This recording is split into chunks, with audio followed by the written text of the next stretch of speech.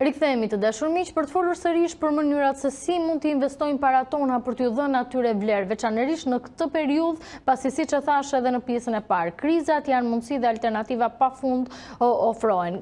Pjesa dërmuese e jona zakonisht kanë zgjedhur për të investuar paratë në format klasike që mund të jenë depozitat, por edhe bonot e thesarit pasi risku konsiderohet gati zero për shkak se bëhet fjalë për letrat me vlerë të qeverisë, apo edhe për të bërë blerje të mëdha, kryesisht pasuri të patundshme, por së fundmi edhe për alternativat e reja, pak të prekura në Shqipëri që diskutuam dhe në pjesën e parë që mund të jenë blerja e titujve apo aksioneve të korporatave. Për t'ju dhënë më shumë informacion lidhur me këtë çështje, unë kam tani nëpërmjet Skype-it dy ekspert dhe njohës shumë të mirë të tregjeve financiare dhe alternativave të investimit. Është Adrian Civici, është dekani Fakultetit Ekonomik në Universitetin Mesdhetar, dhe Artan Gjergji, që është drejtori Bursës Shqiptare ALSE, bursës së parë në vendin tonë. Mirëmbrëma zoti Civici, mirëmbrëma zoti Gjergji. Mirëmbrëma. Zoti Gjergji, bursa e parë shqiptare ALSE. Pa dyshim që kur flasim për një tre kapitalesh shumë të pritur në Shqipëri, pasi kujtojmë që për vite të tëra u bën edhe përpjekje që të listoheshin kryesisht kompanitë. Në çfarë faze ndodhemi aktualisht? Bursa shqiptare e titujve ALSE ka më shumë se pothuajse gati 2 vjet që është funksionale. Kemi filluar të tregtojmë bonët e obligacionet e sari, sepse janë të vetmi tituj lehtësisht të tregtueshëm në tregun financiar shqiptar. Ka munguar infrastruktura e asaj që ne quajmë e back office e klerimit dhe settlementit, pra klerimit dhe shlyrjes së transaksioneve në tituj të biznesit, siç janë aksionet apo obligacionet të korporatave. Edhe ajo tashmë është gati. Kemi institucion licencuar nga 2 rregullatorët, Autoritetin Mbikëqyrjes Financiare dhe Banka e Shqipërisë, i cili do performojë të gjithë të proces, pra për ta thënë më thjesht dhe për publikun, në fund të ditës mbasi ju keni bler apo keni shitur aksione, do doni që të shihni llogarinë tuaj aksionet nëse keni bler apo normalisht të kaloni paratë tek pala përballë. Kështu që ky institucion ka munguar deri më sot, tashmë ekziston, që besoj shumë shpejt në momentin më të parë që ne dalim nga kjo krizë, por në anën tjetër të arrijmë të konkretizojmë edhe interesin e disa bizneseve për t'u listuar, besoj tashmë jemi të gatshëm edhe nga pikpamja infrastrukturore për ta mundësuar një shërbim të tillë. Ka interes nga biznesi pasi në Shqipëri gjithmonë është konsideruar problem informaliteti. Pra të qenit me 2 bilanca. A quhet i tejkaluar tashmë ky si problem? Çështja e evazionit fiskal është një çështje që shoqëron dhe ekonomitë më të zhvilluara të botës. Absolutisht kjo është pak por e vërtetë. Megjithatë duhet kuptojmë që biznesi nuk është, bursa nuk është një treg ku çdo kush mund të listohet. Normalisht bursa është për një klasë biznesi më të maturuar, një klasë biznesi që kërkon alternativa në sasi të mëdha fondesh për të financuar. Ka kërkon kapital të madh, likuiditet të madh për të bërë pjesë e bursës. Kërkon kapital në një afatgjatësi të jashtëzakonshme, pra në një farë mënyre drejt tregut kapitaleve dhe bursës vijnë ato biznese që janë maturuar dhe janë zhvilluar me ritme aq të mëdha sa tashmë edhe sektori bankar nuk ja arrin dot t'i financojë, pra një bankë vetëm të financojë. Kështu që dua të them që bursa është pak a shumë është një treg elitar ku vijnë vetëm bizneset e mëdha dhe bizneset e maturuara. Thon kjo, 30 vite tranzicion tashmë janë të mjaftueshme për elitën e biznesit shqiptar, nga pikpamja e mbajtjes së pasqyrave financiare sipas standardeve të kontabilitetit. Një pjesë e mirë e këtyre bizneseve bashkëpunojnë me partnerë të huaj, çka i detyron ata të jenë transparent nga pikpamja financiare. Një pjesë e tyre kanë kredi në institucione financiare ndërkombëtare siç është Bergji, siç është IFC-ja. Rrjedhoj kanë vite që janë edukuar me kulturën e transparencës financiare dhe standardeve të kontabilitetit. Në cilët sektor jam? Se jam kurioz, do të thënë, ky numër biznesesh që ka gati të aksesohet edhe në shërbime të bursë. Në cilët sektor janë kryesisht? Dakor, do t'i përgjigjem dhe asaj, po dua të them që tashmë biznesi elitar nuk e ka problem, e ka kapërcyer fazën e tendencës së evazionit fiskal, apo nuk e ka më problem të jetë transparent nga pikpamja financiare. Tash, nga ky biznes elitar, nga këto biznese VIP-a që ekzistojnë në Shqipëri, a janë të gjithë të gatshëm të vinë të listohen në bursë? Ky është një debat tjetër. Normalisht ne kemi interes, ne kemi qenë goxha në kontakt, sidomos vitin e fundit, mbasi infrastruktura teknike ka qenë e licencuar nga autoritetet, dhe kemi interes, kryesisht biznesi gjykoj unë më afër këtij lloji tregu elitar, do thoja, janë institucione financiare, kryesisht banka, kompani sigurimi. Më standarde si nga pikpamja e rregullimit, janë më të rregulluara nga autoritetet sa AMF dhe Banka e Shqipërisë, dhe ja dinë edhe vlerën formës së financimit në përmjet emetimit të kapitalit, kështu që këto janë më të afërta, por nuk janë vetëm ato, normalisht kemi edhe interese edhe nga sektori agro-ushqimor, ka biznese që janë të interesuara, ka biznese nga sektori ndërtimit që janë të interesuara. Pra, fusha e disa prej bizneseve që janë të interesuara, pse jo, për të rritur kapital nëpërmjet bursës, është diverse, por thash, pjesa më e madhe janë institucione financiare, sepse dhe ato janë më të mirë rregulluara, kanë dhe informacion. Ka dhe i farë informacioni transparent, ka dhe i farë besimi, se duhet të besimi tek publiku. Ti mund të jesh një kompani shumë e mirë nga pikpamja financiare, por ama publiku nuk të njeh, du të jesh pak edhe i prekshëm nga pikpamja e produkte dhe shërbime që ofron për publiku. Zoti Civici, pse kemi një treg financiar dhe një treg në cilin mund të investohet kaq të varfër? E para, ne na mungon një eksperjenca me tregjet financiare, të cilat janë pjesë e një zhvillimi bankar, financiar, monetar në modelet kapitaliste të vendeve zhvilluara të botës që prej disa dekadash. Dhe natyrisht ne mas viteve 90 për herë të parë edhe krijuam një bankë qendrore të pavarur dhe krijuam një sistem bankash tregtar, ato që quajmë bankat nivelit 2, dhe pothuajse gjithë aktiviteti financiar u mbështet vetëm në bankat e nivelit 2, të cilat sot të ofrojnë mbi 95% të shërbimeve dhe të kapitalit për ekonominë shqiptare. Ndërkohë që rasti më ekstrem nga krau tjetër, që janë Shtetet Bashkuara të Amerikës ose në një vend tjetër në këto nivele, 20-25% vjen nga sektori bankar dhe 75% e shërbimeve financiare vjen nga ato që ne i quajmë tregjet financiare të rangut 2 ose të rangut të 3. Natyrisht është një eksperiencë që do vinë në vazhdim duke u thelluar, po besoj që do kërkoj kohë dhe përmirësime shumë të domosdoshme institucionale, qoftë për tregjet financiare, qoftë edhe për aktorët që marrin pjesë në këto tregje financiare. Pra, nuk është vetëm çështje parash, që ti duhet kesh lekë që të aksesosh në këto tregje. Përkundrazi, unë mendoj që Shqipëria është në ato vende që quhen edhe sistemet bankare, por edhe vende shumë likuide. Praktikisht në Shqipëri ka një sasi të konsiderueshme monedhash të ndryshme ose parash thënë në një gjuhë më të përgjithshme, dhe një pjesë e tyre ose përdoren pak, ose nuk përdoren fare, ose përdoren keq. Ne kemi shumë nevojë që të zhvillojmë tregjet sekondare dhe tregjet terciare financiare, sepse ato lehtësojnë shumë qarkullimin e paras, krijojnë shumë oportunitete financimi dhe investime për zotëruesit e tyre, po ndihmojnë shumë njëkohësisht edhe bizneset dhe gjithë ata që kanë nevojë për likuiditet dhe për të pasur kredi në një moment caktuar, që duke ju drejtuar këtyre tregjeve mund të jetë edhe më e thjeshtë, edhe më eficiente se sa thjesht dhe vetëm sistemi bankar siç e kemi sot.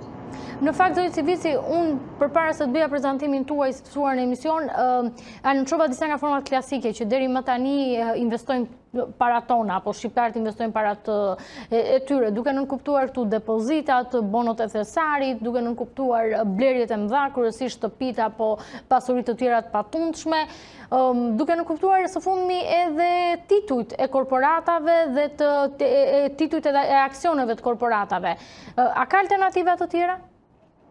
Natyrisht unë ndaj në dy pjesë këto oportunitete ose alternativa, ato që kanë bëjnë direkt me financimin, pra me përdorimin e parave si financim, dhe këtu kjem parasysh që zakonisht në periudha krizash si që jemi ne tani, ka dhe shumë elemente oportune që një pjesë, ata që quhen më të zotë edhe në fushën e spekullimit financiar, jo në kuptimin negativ, po që futen në këtë lloj tregu, mund të shfrytëzojnë, dhe tashmë edhe në Shqipëri, ashtu si në vende të tjera, ka disa element që edhe janë klasik kur ndodhin këto kriza, po dhe kjo krizë i ka krijuar si oportunitete. Për shembull, meqense kërkesë oferta edhe vlera për disa produkte fillon dhe bie si pasojë e mungesës kërkesës ose frikës për të ardhmen që ekziston në këto momente, është momenti mirë për të përfshirë në këto lloj tregjesh. Për shembull, rekomandohet që tregu i pasurive të patundshme, ku kryesisht edhe tokat, po edhe sidomos banesa, ndërtesat, apartamente, zyra, si natyre, tani kanë tendencë të jenë me çmim të ulët, për arsye sepse zotëruesit e tyre ose nuk mendojnë që mund t'i shesin shpejt, ose mendojnë që nuk do kenë atë zhvillim dhe atë mundësi për t'i mbajtur. Nga ana tjetër ka dhe një oportunitet tjetër, ju e përmendet, është rasti i bonave të thesarit. Zakonisht një pjesë e njerëzve që nuk pretendojnë fitime të mëdha ose kanë edhe shuma relativisht modeste, përfshirja në bonat e thesarit, sidomos tani edhe ata që disponojnë likuiditet në euro, natyrisht që në kërkesat e qeverisë shqiptare për të marrë një sasi të madhe borxhit brendshëm në euro në formën e bonave të thesarit. Referohemi edhe obligacionit fundit që ndërmori para disa ditësh me vlerën 100 milion euro. Oportuniteti mirë. Ndërkohë, ashtu si tha edhe zoti Gjergji, natyrisht që nëse ne do kishim një bursë më dinamike, edhe do qarkullonin përveç tregtimit bonave të thesarit, po edhe aksionet apo obligacionet e bizneseve ose të pushtetit lokal ose kujdo që emeton obligacion ose nxjerr në shitje aksione, dhe këto do ishte një oportunitet i mirë me gjithë riskun që shumica e njerëzve nuk janë të mësuar dhe kanë vështirë shpeshherë joshen nga disa grafik të bursës ose disa elementë që mund të jenë sipërfaqësor, dhe rreziku që të mund të humbin është shumë i madh. Po ka dhe një element tjetër që unë dua ta përmend, përveç rast kur ti investon apo financon, ky është momenti dhe për të bërë blerje të eficiente, siç i themi ne, sidomos për ato që quhen blerje të mëdha, duke filluar nga makina, duke filluar nga apartamente, duke filluar nga arrendimet e shtëpive ose ato produkte që duken sikur janë totalisht bllokuara në këtë momentin dhe të paktën në muajin e vazhdim, me siguri që ky treg do dojë zor që të ekuilibrohet. Dhe natyrisht ato sapo vinë dhe po të shikosh ka shumë njoftime për ulje të çmimesh. Dikush që shikon pak më larg, dhe natyrisht ka mundësi dhe ka pasur një plan për ta bërë atë lloj investimi, ndoshta këto janë momentet më të mira për të bërë blerje kësaj natyre me çmime shumë eficiente. Shumë eficiente. Zoti Gjergji, në fakt, kohët e fundit në tregun e këmbimit valutor janë vërejtur luhatje shumë të forta. Kujtojmë që javën e kaluar pati një forcim të euros me gati 10 lek brenda pak ditësh, ka filluar rënja sërish, duke zbritur aktualisht në nivelet e 125 lekëve, pra po shkohet sërish në nivelet ku ka qenë. A ka një formë për ta ndaluar pikërisht të luhatje kaq të forta e deri diku le të themi edhe konsumatorët, por gjithë aktorët të jenë të mbrojtur? A mund të bëhet kjo nëpërmjet bursës? Patjetër, Ora, përpara se sa të kthej përgjigje për tregun e Forexit, për tregun kombim valutor, nëse mundem, a mund t'i kthehem pyetjes që i bëhet Kultivicit? Po patjetër. Në shtesë të asaj që me shumë saktësi dhe korrektesë ta profesor Civici, ka dhe alternativa tjera. Duhet kuptojmë që në momentin që biznesi arrin të gjejë rrugën drejt tregut kapitaleve, e para mund të sigurojë fonde më të lira, dhe e dyta u jep palës përballë, pra qytetarëve, investitorëve, u jep një alternativë të ndryshme nga bonat e thesarit. Bonat e thesarit dhe obligacionet e thesarit janë dy instrumente që njihen tashmë nga publiku. Normalisht kanë risk të ulët, por edhe kanë dhe normë thirrje të ulta. Por disi e kanë më të mirë se depozitat, që deri diku mund të jenë më të leverdishme. Tregu financiar dhe tregu i letra me vlerë ofron oportunitete të jashtëzakonshme për norma kthimi edhe më të larta, gjithmonë duke marrë parasysh atë dëshirën për t'u ekspozuar kashiriskut të investitorëve të caktuar. Thonë kjo, ne kemi biznese aktualisht në Shqipëri që kanë emetuar obligacione korporate dhe kemi qytetarë në Shqipëri që kanë investuar në këto tituj. Duhet të kesh shumë para për ta bërë këtë gjë, apo mjaftojnë edhe shumë të vogla?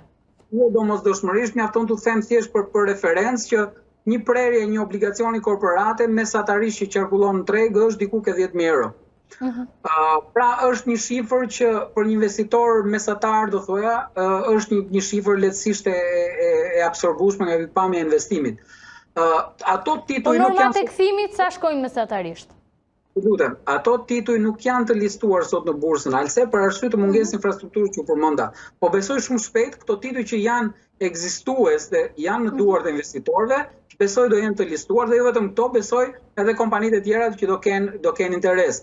Norma aktivit varjojnë, duhet kuptojmë që një titull, një letër me vlerë ka një afatgjatësi, ka një afat maturimi, 2 vjeçare, 3 vjeçare, 5 vjeçare, 7 dhe 10 vjeçare. Kështu që në momentin kur ato janë emetuar kanë pas norma interesi shumë më të larta. Për shembull, një obligacion që është emetuar korporati që është emetuar nga një biznes para 5 vitesh ka një normë 7% euro. Në kohë që i emetuar para 6 muajsh ka një normë kthimi 4%, e cila përsëri është shumë herë më mirë se sa norma 2% e obligacioneve të thesarit që u emetuan në qeveria para 2 ditësh. Pastaj zgjedhja nëse do investojë në obligacion qeverie me risk më të ulët, o të fitojë më pak 2%, apo një obligacion korporate që ka një risk më të lartë, por normë kthimi 4%, pra 2 fish më të lartë, është zgjedhja e investitorit. A ka alternativa tjera? Absolutisht po. Në momentin që fillon të zhvillohet bursa, në momentin që gjitha këto bëhen prezent bursë, pra qoftë biznesi që e shfrytëzon si alternativë për të financuar, qoftë investitorët që e shfrytëzojnë si alternativë për gjetur norma kthimi më të larta, edhe aktorë të tjerë që ne si përmendëm këtu, siç janë fondet e pensioneve, siç janë fondet e investimeve, absolutisht janë investitorë shumë agresiv në përtregje sepse kanë fonde të jashtëzakonshme të lira. Pra pjesa më e madhe e fondeve investimeve sot, pjesa më e madhe e fondeve të pensioneve sot, çfarë bëjnë? Investojnë përsëri ato para që qytetarët janë bërë pjesë e skemave kolektive të investimit. Modeste janë le të themi edhe aktivizimi i qytetarëve në këtë lloj skemash. Modeste është vlera dhe numri qytetarëve të aktivizuar, por mos harrojmë që janë pagesa të përmuajshme dhe të gjitha ato mblidhen në një pool of money, pra në një pishim parash që menaxhohet nga një fond investimi, që menaxhohet nga një fond pensioni. Dhe këto janë të vazhdueshme nga muaj në muaj. Kështu që dua të them që këto institucione kanë goxha kapacitete për të investuar në mënyrë të jashtëzakonshme. Dhe ne si teknicien gjithmonë rekomandojmë, profesori me shumë të drejtë tha që duhet pasur kujdes, sidomos kur nuk ke një kulturë financiare të mjaftueshme, duhet pas kujdes nga tregu kapitaleve sepse ashtu siç mund të fitosh edhe mund të humbësh. Që përridhoj këtyre investitorëve të cilët nuk e kanë këtë njohuri me kredit normale, ka një profesion tjetër, që s'ka lidhje as me financat as me ekonominë, por ama kanë kursime, u rekomandohet gjithmonë investimin nëpërmjet investitorëve të specializuar, që janë fonde investime dhe fonde pensione. Pra, ndryshe, qofse ju nuk e njihni tregun e kapitale, nuk dini të vlerësoni një kompani, nëse ja vlen apo nuk ja vlen të t'i bleni aksionet e kësaj kompanie, shumë mirë indirekt mund të vini në tregun e kapitaleve duke u bërë pjesë një fond investime, duke blerë kuotat e një fond investime. Dua të them që ka alternativa plot. Tek Forex, tek pjesa e kursit këmbimit? Po, për të kthyer te kursi këmbim, me shumë të drejtë ne shohim një luhatje të jashtëzakonshme në 2 javët e fundit. Kjo vjen krejt normalisht, absolutisht në situata krize, në situata paqartësie, 2 janë fenomenet që ndodhin. E para kemi luhatje, volatilitet shumë të lartë të kurseve dhe e dyta çfarë bëjnë ndërmjetësi financiar, zgjerojnë spreadin, pra diferencën mes dhe shitjes. Të dy këto fenomene kanë ndodhur dhe kostoja normalisht i bie kujt? I bie qytetarit, i bie konsumatorit, i bie investitorit. Çfarë ndodh? Në vend të zhvilluara, luhatje, mundësia për të luhatur në sasi kaq të mëdha, pra në vlera kaq të mëdha, diku ke 7% brenda ditës, më mund para 10 ditësh apo 2 javësh, pat një luhatje të kursit këmbimit nga 130 lekë në 123-124. Një luhatje jashtëmase shumë e madhe, për një fraksion kohor shumë të shkurtër. Luhatjet të tilla në tregjet e zhvilluara janë pothuajse të pamundura. Pse? Sepse tregu është jashtëmase ka shumë operatorë dhe shumë investitorë. Transparenca është në maksimum kudo. Në tregun tonë të brendshëm, ne për fatin tonë të keq e kemi të mangut këtë lloj transparencë. Pra ka abuzime në tregun tonë? Abuzime është fjalë e madhe, po dua të them është mungesë transparence. Dhe kjo çon në vendime të gabuara. Pse është mungesë transparence? Nuk kemi një treg të organizuar transparent ku secili ta ketë si referencë, se sa është çmimi i sot. Çfarë bëjnë qytetarët e thjeshtë? Qytetarët e thjeshtë sot i referohen aktorëve për çmim. Pra, kemi aktorin X në treg, që normalisht ai ka pozicionet e veta, çmimet që i publikon për interesin e tij personal, dhe qytetarët nga padia, qoftë nga edukata që në një farë mënyre lë për dëshiruar, por edhe nga mungesa vetëm shkurtimisht tani, të lutem. Pra, Na duhet një mbipalet, na duhet një institucion financiar mbipalet ku si kërkesa për valutë huaj, si oferta për valutë huaj të bashkohen aty dhe çmimet transparente, në mënyrë që secili të ketë një çmim të tillë. Ne si bursë e titujve jemi ofruar për ta bërë tregun e Forexit, tregun e brendshëm të Forexit, por kemi pas sa mbongesa, sa probleme juridike, pra legislacioni në fuqi akoma nuk e lejonte, ligji i ri për tregun e kapitaleve për fatin tonë të mirë e hap të dritë jeshile, ligji është në parlament dhe besoj shumë shpejt do kaloj, dhe në anën tjetër ka munguar një infrastrukturë. Duhet kuptojmë që në tregun valutor, në momentin që tregtohen apo lëvizin valutat nga njëra bankë në tjetrën, duhet një institucion financiar që bën kalimin e këtyre llogarive. Për monedhën lek ne kemi pasur, sistemi Tani duhet infrastruktura për pjesën e valutës. Okej. Pjesën e valutës që ka munguar, besoj Banka e Shqipërisë ka një vit që po punon me këtë projekt, besoj shumë shpejt ata. Shpresoj ta kemi së shpejti. Okej, zoti Civici. Transparent. Zoti Civici, padyshim që mundësitë në situata të tilla krize janë si për qytetarët, por janë edhe për ekonominë. Dhe gjithmonë qeverit kërkojnë, le të themi, në situata krize dhe para, dhe likuiditet për të aksesuar, për të marrë dhe planet e tyre të masave, për të ndihmuar më pas edhe një ngritje të ekonomisë, por edhe zbutjen e efekteve për kategori dhe shtresat caktuara. A mund të jetë ky moment edhe një mundësi e mirë për financimin e ekonomisë shqiptare? Mendoj që duhet ndarë në dy këndvështrime. Së pari ne jemi në një situatë emergjente, dhe çdo lloj financimi apo shpenzimi që bën qeveria e bën kushtet e emergjencës për të përballuar efektet negative të krizës. Janë shpenzime shtesë që bëhen sidomos për sektorin e shëndetësisë, të cilat janë imediate dhe duhen bërë patjetër. Është një paketë e madhe që është paketë kryesisht sociale që ka të bëjë me garantimin e pagave, qoftë atyre që i quajnë pagat luftës ose konsumin e shtresave të varfra, vulnerable dhe gjithë atyre që janë të prekur. Është një paketë që duhet të kompensoj humbjet e biznesit dhe mos e lëri të shkojë deri në atë që quhet pika zero ose falimentimi, dhe pastaj është një moment i katërt ku duhen krijuar paketa financiare që kanë të bëjnë me rindërtimin në periudhën post koronavirus. Edhe po të shikoje vendimin e fundit e Eurogrupit për dislokimin e 500 miliardë eurove që u mor mbrëm natën në vendet e Bashkimit Evropian dhe Eurozonës, dhe ato e kishin ndarë në këto 4 grupe mënyrën se si do përdoren këto para. Dhe njëkohësisht e theksonin që një nga grupet më të rëndësishme është grupi 4, dhe ai që ka të bëjë pikërisht me fondet e rindërtimit të periudhës post koronavirus, të cilët përveç se duhet të japin përgjigje pyetjes çfarë mësime nxorëm nga kjo krizë, çfarë sfidash dhe oportunitete të reja kërkon modeli i ri i zhvillimit dhe rifutja në zhvillimin normal dhe intensiv ekonomik, dhe në këtë sens si mund përdoren më mirë parat që ky rindërtim jo vetëm që të ta kthej shpejt në ritmin e periudhës para krizës, po të përgjigjet edhe gjithë ndryshimeve dhe sfidave që krijoi kjo krizë, duke filluar që nga modeli i kapitalizmit deri ke mënyra se si do zhvillohen sektorët e shërbimeve, sektorët ndryshëm industrisë, transportit apo turizmit. Mendoj që dhe neve në Shqipëri natyrisht nuk kemi luksin, po jemi në presionin e mungesës së parave dhe mundësive të limituara për të marrë shumë borxh ose për të bërë alokime të rëndësishme buxhetore, qoftë edhe rasti i borxhit brendshëm në euro. Mendoj që duhet shikojmë edhe pak përtej dhe është normale që ndoshta mas 2-3 muajve ose 4 muajve kur situata shpresojmë që do jetë normalizuar, të rifillojmë procesin normal. Ai nuk fillon automatikisht të thuash aty ku e ke lënë, po fillon në një stad tjetër në kushte krejt të tjera, dhe natyrisht edhe politikat ekonomike dhe financiare duhet jenë të ndryshme. Zhvillimit duhet nxjerrin mësime dhe të përgjigjen këtyre kushteve të reja në mënyrë që të jemi eficient. Në rast të kundërt, siç e ka treguar edhe shumë kriza të tjera, për vende që nuk kanë treguar as performante dhe as serioze në menaxhimin e situatës post-krizë, ajo gjendja e ambullisë edhe stagnacionin ka vazhduar me muaj të tërë, pa e gjetur shpejt rrugën e ringritjes.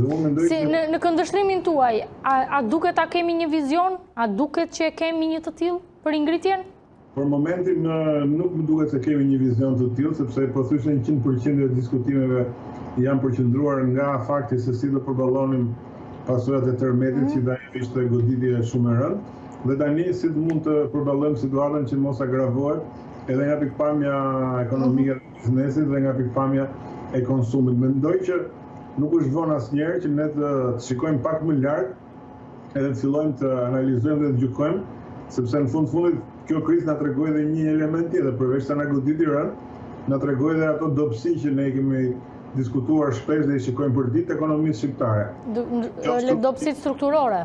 Dobësit strukturore, po dhe dobësit konjunkturore, dobësit e produktivitetit, dobësit e shumë sektorëve që janë shumë më pak të zhvilluar se ç'duhet ishin, por po marr vetëm një shembull nëse më joni një minutë. Një nga elementet që përmendet shpesh si post krizë koronavirus është rifillimi i një lloji kapitalizmi që quhet kapitalizmi numerik ose kapitalizmi digjital, që bazohet shumë në inovacionin, teknologjitë e reja, startupet, për shumë e shumë arsye. Shqipëria fatkeqësisht edhe para krizës ishte në 10 vendet e fundit botës për sa i përket teknologjive të reja, sofistikimit të teknologjisë informacionit dhe më radhë. Ja, ky është një mësim shumë i mirë që ne duhet të fillojmë që tani ta marrim seriozisht konsiderat dhe një pjesë atyre investimeve dhe financimeve që do bëjmë në periudhën e ringritjes, t'ia dedikojmë kësaj tendence pjesës digjitale. Në fakt ka pasur dhe le të themi këto blerjet online kanë filluar të zhvillohen edhe për produkte të cilat deri më tani nuk kanë qenë, ka qenë le të themi në për dyqane fizike, duket sikur kriza e dha një oportunitet që të paktën në atë që quhet i biznes ose biznesi elektronik. Natyrisht që kjo është shumë e rëndësishme, po këndvështrimi shkon shumë më përtej, një pjesë e madhe e shërbimeve, një pjesë e madhe edhe e prodhimit, edhe produkteve të reja, edhe krijimit, fitimit, me që po flasim si ekonomist, do vi nga ekonomia digjitale, do vi nga ky kapitalizëm digjital. Ne këtë do ta marrim si një fjalë të bukur. Do ta marrim si një sfidë. Do ta marrim si një nga sfidat më të mëdha me cilën do përballet bota, do përballemi edhe ne më njëherë mbasi kjo krizë të kalojë. Zoti Civici, zoti Gjergj, ju falenderoj për këtë lidhje në emisionin tonë. Faleminderit dhe juve. Faleminderit dhe ju të dashur miq që na ndoqët, natën e mirë bashkë.